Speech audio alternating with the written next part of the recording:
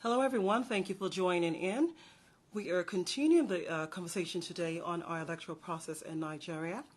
And the topic, as you can see on the subject line, is going forward, can INEC be trusted as an unbiased umpire to conduct a credible election in Nigeria onwards? Our next election holds in 2023. As a registered voter, can you trust INEC to conduct a free and credible election in Nigeria? Joining us today from Abuja is George Omonia Daniels in the nation's capital. George is publisher of the News Issues magazine, and he has worked in the field covering the elections and reporting on various news stories. And George will be giving us an insight to the elections and his views, sharing his views, personal opinions on the elections. So I see George is just connected with us, and I will be bringing him in just a bit. Hi, George. Let's see.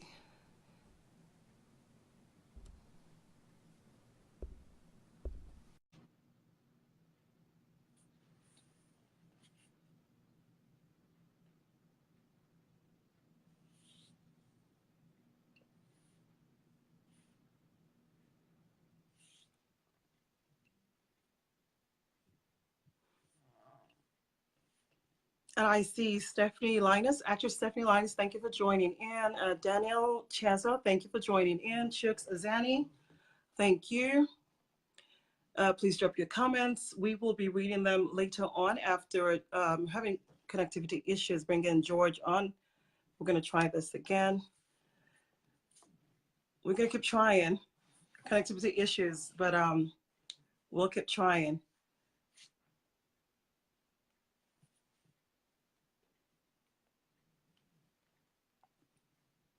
Now, while George connects with us, we had posted questions out on our platform, and people had just expressed their opinions. Austin Ali says he does not feel comfortable voting afterwards in future elections. He says no single trust, even local government elections, he does not trust the INEC to conduct. Emmanuel Mabo Adeniyi says yes, with trusted leadership, he will participate in future elections. Ernest Chukwudi says not at all to be trusted again following what happened this 2019 elections. This is a big scam. No elections were conducted but selection. Let's see, no answer. George, I am unable to connect with you. For some reason, it's not picking you up, George. Let's try that again. Okay, Taiwo says 100%, Taiwo Orolade says 100% capital no. Botu and Momo Timi says yes, it depends on the INEC chairman. In other words, he has lost confidence in the INEC chairman, Professor Mahmoud Yakubu, but under a new leadership, he is willing to participate in future elections. Ifeanyi Asogwa Joel says this present INEC cannot be trusted. They're not independent.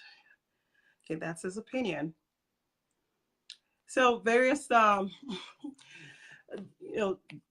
people have various opinions, and these are just their opinion. And I think that every year we have, every election year comes with its own challenges. It's supposed to be an improvement. So what happened in 2015, we were supposed to learn from. And if we didn't learn from that, then there's a problem. But there's an opportunity for us to go to the drawing board and work on our mistakes from 2015. Let me try George again. Let's see. Well, George, if you can hear me, I am unable to add you.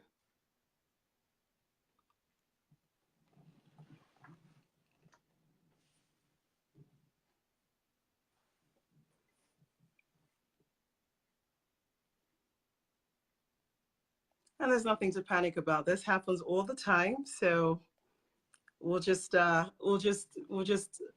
be patient if you can. This is just going to be a short stream, but typically, the Facebook camera thing is always so, especially out of Nigeria.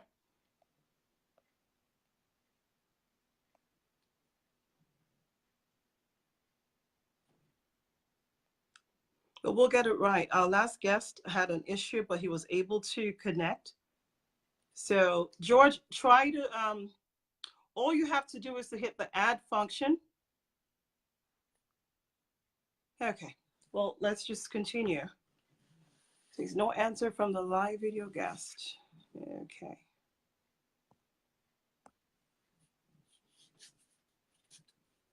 This could be frustrating, but we're not going to worry with that. So anyway,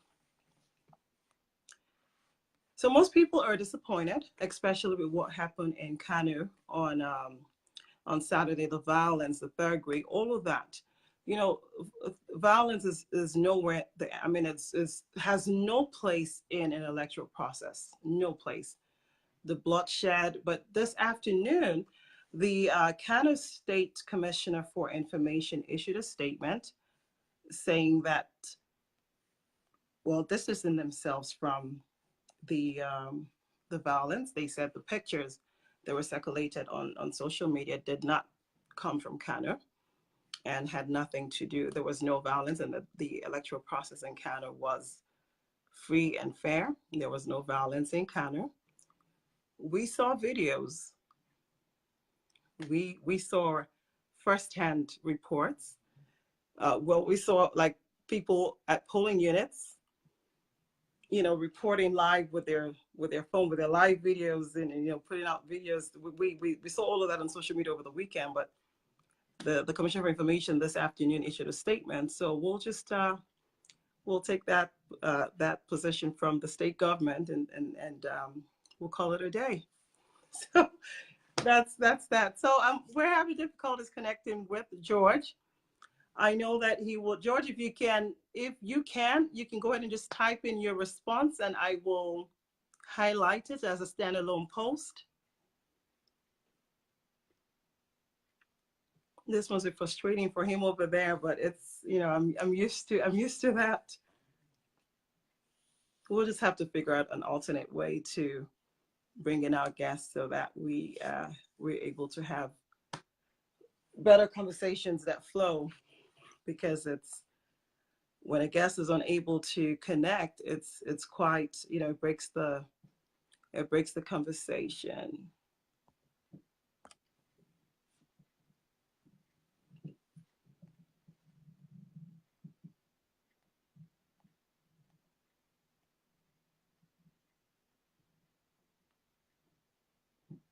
Okay, so back to the comments. John Oluwayomi says, INEC is not the original problem. We should be asking ourselves, can our present crop of politicians in APC and PDP be trusted? Desperate people on both sides are the ones preventing INEC from performing its duty. We need a strong coalition of Nigerians to rise up in defense of our democracy. And for this, I think I align with this. I think our leaders lack ideology. I was having a conversation with someone yesterday. It's not about, they just see the political parties as a way to get to an office. They don't have an ideology. They can wake up one morning and cross carpet to a different party because maybe they lose their ticket in a particular party and they jump on to the next party simply because they need to get somewhere. They don't do it because they have the interest of the people at heart. They do it simply because they, have to get in, have to be with the clique, not because of you and I. So our leaders, for some reason, are not. Our leaders have work to do. We need to hold them accountable. We don't need to give them a chance if they don't deserve it. If you have someone in office who has worked 4 years, and in that 4 years they have not performed in your constituency, be it state, be it federal, be it the Senate, whatever, you can deny them. And the only way you can do that is by going out to vote. And don't say, well, INEC cannot be trusted. INEC, go out there and vote. That is the only power you have. So we will continue this conversation. Unfortunately, we are unable to bring in our guests, but I will we will do this again. I do promise. Unfortunately, I have only a short time here. We're only doing this for 15 minutes. The day is it's almost time for me to go, but we will continue this conversation and when George is able to connect, it will not be today. We'll just have to reschedule it and come back here and continue this conversation. So I do thank you for tuning in. If you're watching the replay, go ahead and drop your comments. I will be taking, let's see, let me see if I can read most of your comments. We'll be taking questions and we'll just have a fresh new. I don't want to just sit here and while away valuable time. I have other things to do, but this is just a short 15 minutes and we'll be here. We'll be here Thursday. I have another guest scheduled for Thursday. And once we're done, we'll just reschedule with George and revisit this conversation. It's very important because I don't want us to stay idle. I don't want us to just forget this whole thing. Elections have come and gone, but we should continue this conversation. That's why we're going to be holding topical discussions addressing these issues, various issues from politics, religion, health, everything. Tuesdays and Thursdays at 3 p.m. Eastern Standard Time, wherever you are. 8 p.m. Nigerian time, 7 p.m. in the UK. We will be back here Thursday and hopefully have something else. Hopefully get back again with George on this same issue to conclude. Thank you so much for tuning in. I appreciate your time.